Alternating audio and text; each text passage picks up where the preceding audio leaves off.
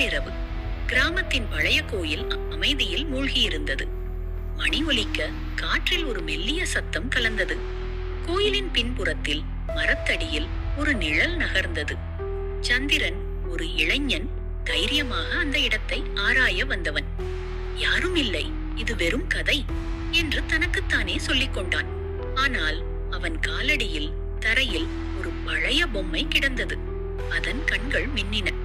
திடீரென பொம்மையின் வாய் திறந்து, "நீ ஏன் வந்தாய்?" என்று ஒரு குரல் கேட்டது. சந்திரனின் இதயம் பயத்தில் நின்றது. பொம்மை மெதுவாக எழுந்து அவனை நோக்கி நகர்ந்தது. அவன் ஓட முயன்றான். ஆனால் கால்கள் நகரவில்லை. கோயிலின் மணி மீண்டும் அடித்தது. பொம்மையின் கைகள் அவனை பிடித்தன. "நீ இங்கேயே இருப்பாய்" என்று சிரித்தது.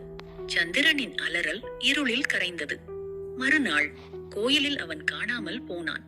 ஆனால் அந்த பொம்மை இன்னும் அங்கேயே இருந்தது, மற்றொரு ஆன்மாவை தேடி.